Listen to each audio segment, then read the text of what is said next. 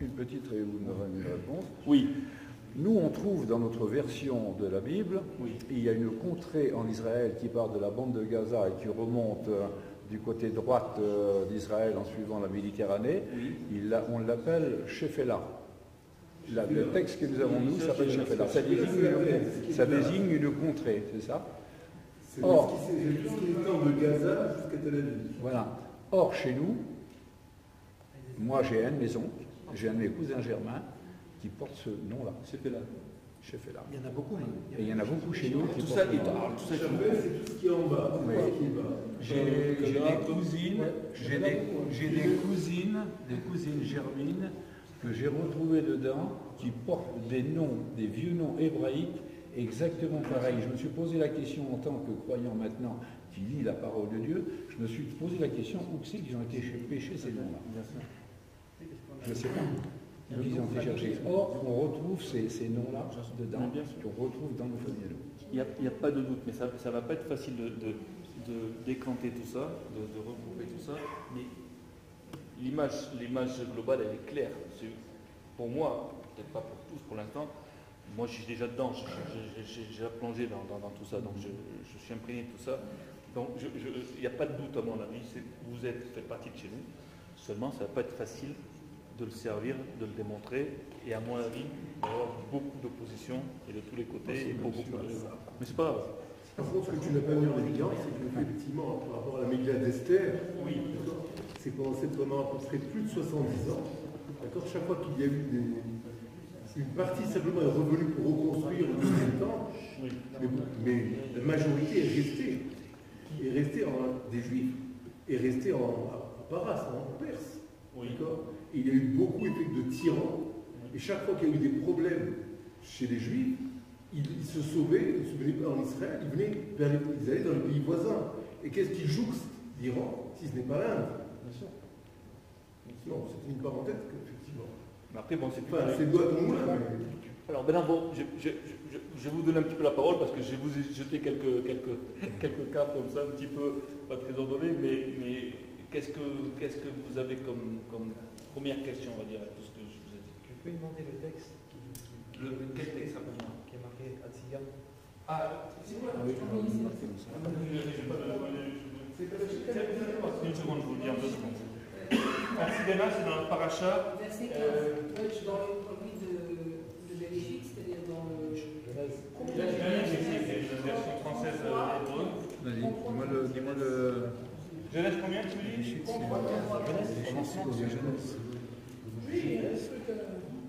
Genèse 33. Genèse 33. Voilà, Genèse 33.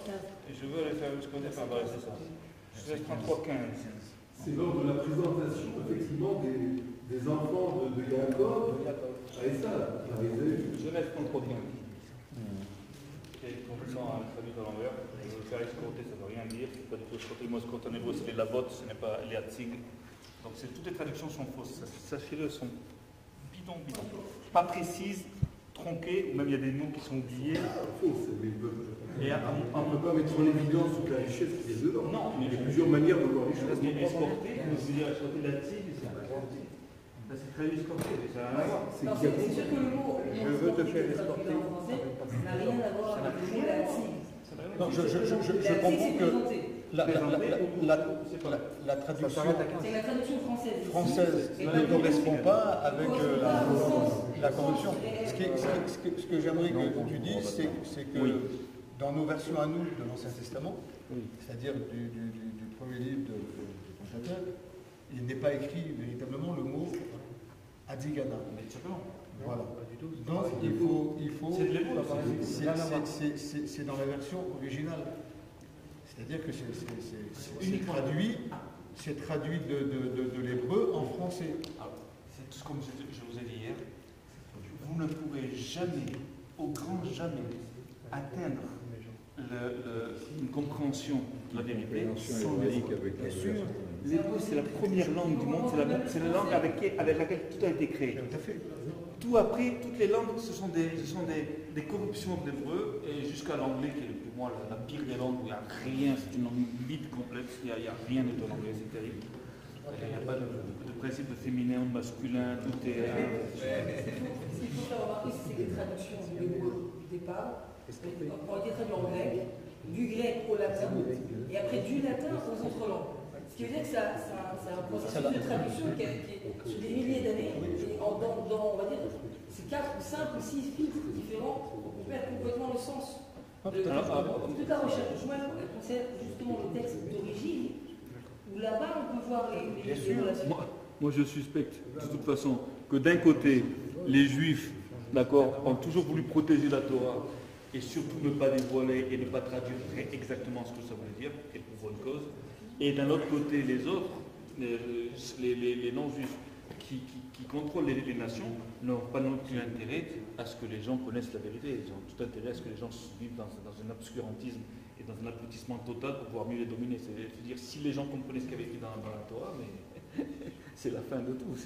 Sûr et même certain, si par exemple, en mettant depuis des années, ceux qui se sont penchés sur l'histoire des Tziganes auraient connu, par exemple, en mettant l'hébreu. Oui, souvent, ils ne font pas rapport. Des fois, ils ne font pas rapport. Ben non. Alors que, d'après la tradition juive, tout ce qu'on peut trouver dans le monde a forcément une origine dans l'Ancien Testament. Il n'y a rien dans le monde qui n'a pas une origine dans l'Ancien Testament. Le problème, c'est la lecture. Si on n'a pas l'hébreu d'origine, on ne peut pas avoir la lecture exacte. L'origine des choses. Et comme ça a traversé les traductions, les gens regardent les familles, les peuples, l'histoire à l'échelle, on va dire, de 100, 200, 300 ans. Là, on parle sur une échelle de 5000 ans, on parle de 3000 ans pour ce qui est de la Torah elle-même, qui a été l'Ancien Testament. Mais même l'Ancien Testament, c'est l'écriture de quelque chose qui a commencé avec la création du monde. C'est juste que ça a été écrit pour qu'on puisse le lire. Et aujourd'hui, cette lecture, elle est complètement faussée. Ça veut dire que même l'origine des langues, l'origine des traditions, l'origine des familles, vous allez trouver des recherches, mais ces recherches, finalement, elles n'arrivent pas jusqu'au texte. Elles n'arrivent pas jusqu'au texte d'origine. Parce qu'en vérité, les gens qui étudient les textes ne sont pas des gens qui sont là pour écrire l'histoire. Ils étudient les textes parce que ce sont des gens pieux. Alors que les gens qui étudient l'histoire ne vont pas chercher l'origine de l'histoire dans les textes. Ils n'ont même pas les moyens pour le faire. Ils n'ont pas les outils pour le faire. Pour pouvoir le faire, il faudrait qu'ils fassent le travail que Shmuel fait ou le travail que les rabbins font. Parce que c'est un travail qui part du texte et qui va vers le monde, pas l'inverse. Quand c'est un travail de recherche dans le monde, à un moment donné, ce travail s'arrête et on ne sait pas d'où vient la chose. Parce qu'on n'a pas accès au texte. Mais quand on a accès au texte, on voit dans le texte d'où sort la chose. C'est un chemin qui part dans la même direction. C'est pour ça que vous êtes bien. Même les mots. La question, effectivement, ce qui accompagne les mots. L'environnement de ces mots.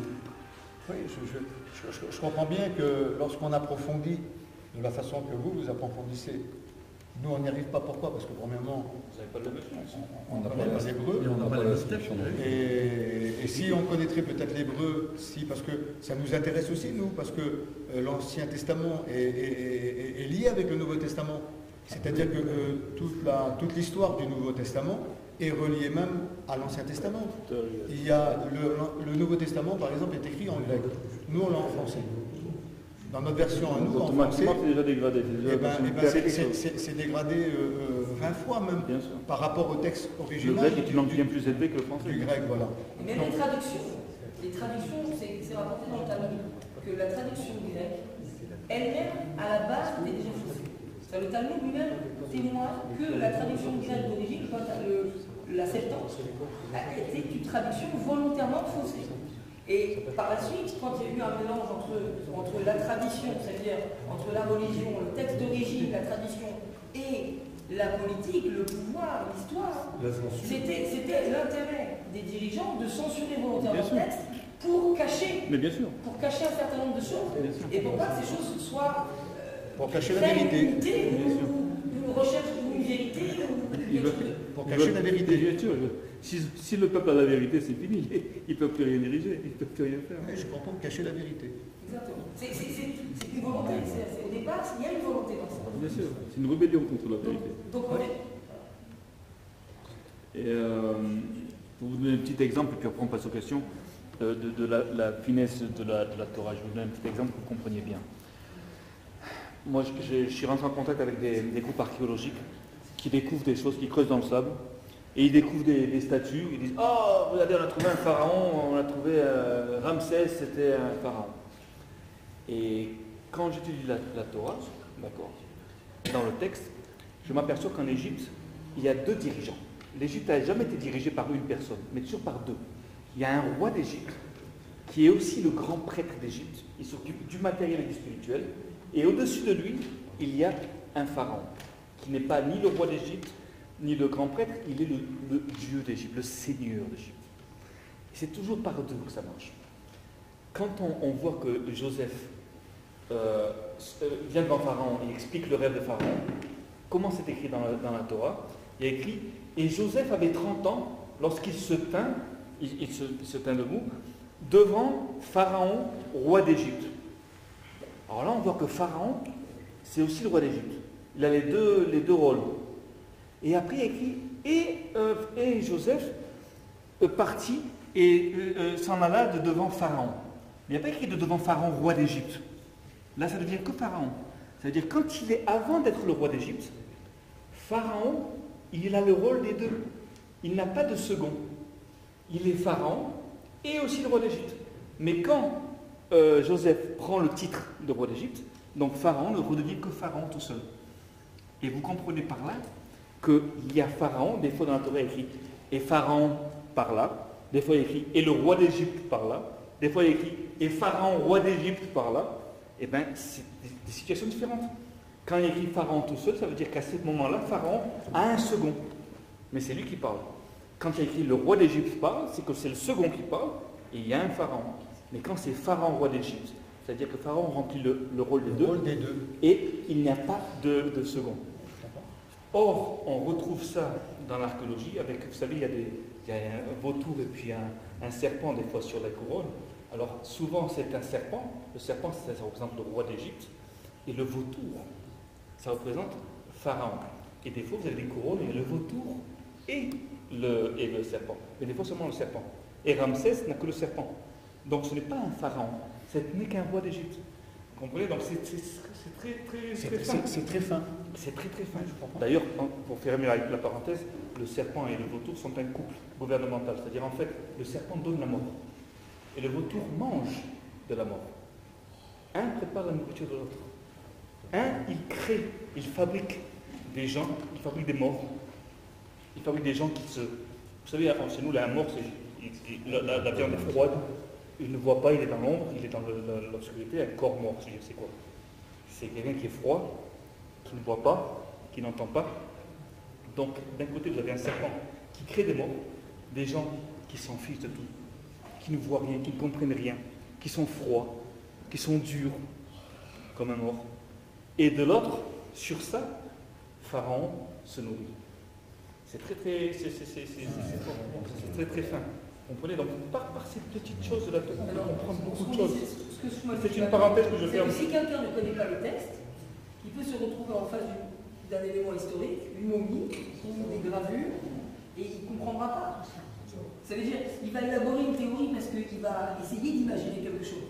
Mais quelqu'un qui plonge dans les textes, il pourra très rapidement et très facilement, parce que ça c'est encore un niveau, ça le niveau où Shmuel parle actuellement, c'est un niveau qui s'appelle un niveau de pshat. C'est-à-dire c'est un niveau dévoilé. C'est un niveau qu'on peut voir dans les versets eux-mêmes.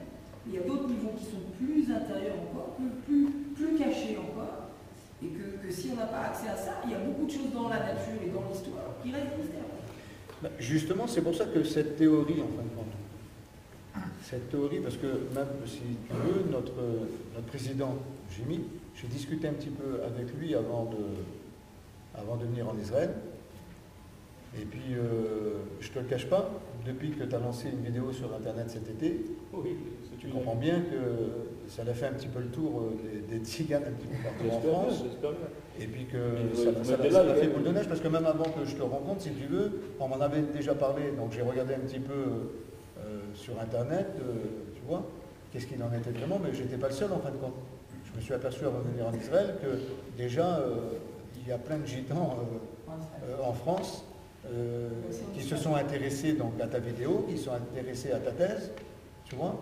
Et puis, donc même notre président, il s'est intéressé à cela, si tu veux. C'est qu'on est venu lui présenter, si tu veux, ce que tu as fait sur la petite vidéo, tout le mélange que tu as fait, parce que c'est un petit peu c'est condensé, c'est quelques